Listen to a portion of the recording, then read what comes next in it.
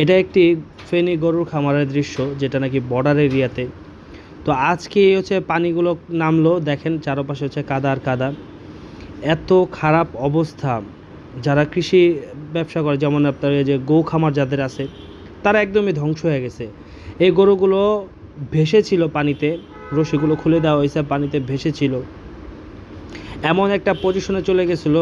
বেশ কয়েকটা গরু মারা গেছে, বেশ কয়েকটা গরু পানিতে ভেসে দেওয়া হয়েছে, কারণ সে পানি ওরা মারা যাওয়ার পরে এই গরুগুলো ভাসা দেওয়া হয়েছে।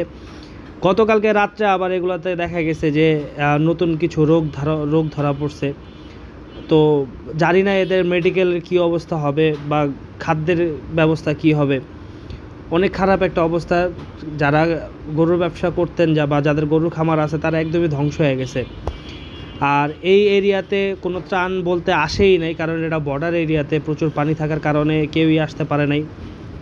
আর এত দুর্গন্ধ, এই দুর্গন্ধতে মানুষ আলটিমেটলি বেশিরভাগ মানুষ মারা যাচ্ছে হচ্ছে এই দুর্গন্ধের কারণে।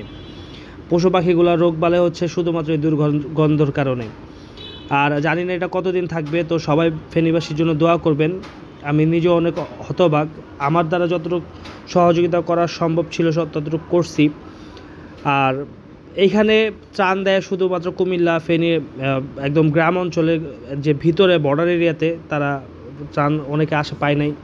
তো আমি এখানে আসার পরে যা দেখলাম, অনেক খারাপ অবস্থা। যেমন এই যে এই গরুটা দেখেন পড়ে গেছে, এই গরুটা এখন কিচ্ছু করার নেই, এই গরুটা এখন জবাই করতে হবে। তো এই গরুটা জবাই করবে কে, চামড়া চলবে কি, আর কি কোনো ধরনের ব্যবস্থা নাই। এই গরু এখন কোনো ধরনের ব্যবস্থা নেই। এই গরু মৃত্যুর সাথে এখন ওর মৃত্যুবরণ করতে হবে, আর কিছু করা নেই।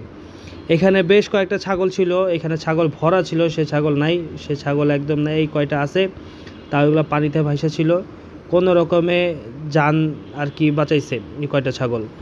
তো আপনারা এই যে দেখতেছেন এই পাশে দেখেন গরু ময়রা পড়ে রয়েছে, ভাইসা রয়েছে। এখানে আবার কুমিররাও আক্রমণ করছে, কুমিরও ভরা এখানে। 4-5টা কুমির গতকালকে রাত্রে আমি নিজেই দেখলাম যে একটা কুমির এখানে মাংস খাচ্ছে। তো যাই হোক, সবাই অনেক আতঙ্কে আছে, সবাই অনেক খারাপ অবস্থানে আছে। তো সবাই ফেনীবাসীর জন্য দোয়া করবেন, আর অবশ্যই চ্যানেলটি সাবস্ক্রাইব করবেন। আর এখানে প্রচণ্ড দুর্গন্ধর কারণে মানুষ আলটিমেটলি এখান থেকে সরে যাচ্ছে, নিজের স্বপ্নের সেই খামারগুলো ফেলে।